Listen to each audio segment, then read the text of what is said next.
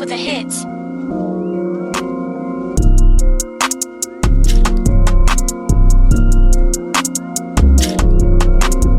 Hey y'all, welcome back to the I Am Resilient YouTube channel. I'm your boy Chaos, and we're gonna continue waging war against all things mental health. And let's just go ahead and get started. So today I want to talk about a concept that I like to call being emotionally fat. And being emotionally fat really just means it comes from a point that I never cried. I wouldn't cry about my problems, and a lot of us men, particularly, we don't cry at all. We see that as a sign of weakness. But in our society, I feel like it's stress that comes from crying, because like for a man to cry, it's saying, I don't care what y'all think of me. You know what I'm saying? Like, I'm gonna be me, and it takes strength to be yourself when everybody's trying to get you to be, you know, like everybody else. You know what I'm saying? To be that lone wolf, it takes a lot of strength to be alone, and it's okay to cry. You know what I'm saying? I cry. You know, I don't have no shame in that. I go in the shower and I cry. That's just what I do. When you don't cry, when you got a lot of tension, you got a lot of stress, and you leave all that stuff in, when you're stressing, it produces cortisol, and that's the stress hormone. When you try to just drink, people don't, like, you feel better because it numbs you, but if you go look it up, drinking produces more cortisol in your body, and that's the stuff that makes you sick and cancerous, and you don't want none of that stuff.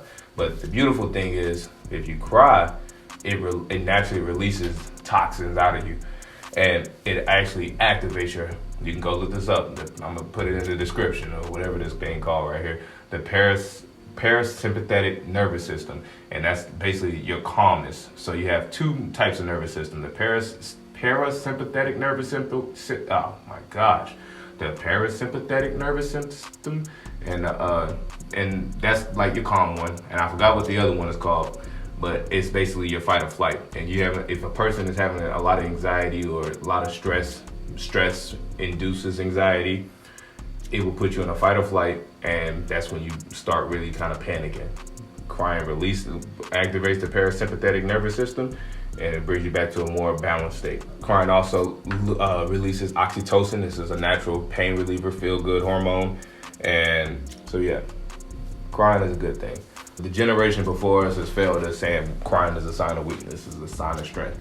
It's healthy to cry. It's spiritual to cry. It's a form of release, and you need that to literally survive. You don't gotta be, you know, on Instagram live crying at people or whatever. You go in your quiet place. You can pray. If you don't pray, you can just have some alone time to just be weak, or just release. Get yourself together and continue fighting another day. You know what I'm saying? There's no weakness in that. Don't stop trying to act like you're strong. I promise you, you're not. Not like that. Doing that shows that's weakness to me. If you're trying to act like it, like, nah, I'm gonna show you the real me.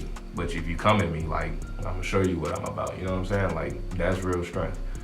So I want y'all to keep that in mind. That's all I got today. Stop being emotionally fat. Start releasing those toxic emotions and chemicals out of your body. Just allow yourself to cry. There's no weakness in it.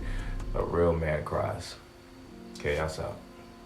I'm spiritual but still a heathen, steady growing but steady grieving, be sitting in my desk, heart pounding my chest, nothing I can do, loved ones steady leaving, pray to God that he give me peace, but instead he gives me joy, Nehemiah 8:10 be the release, racing thoughts lead to deceit.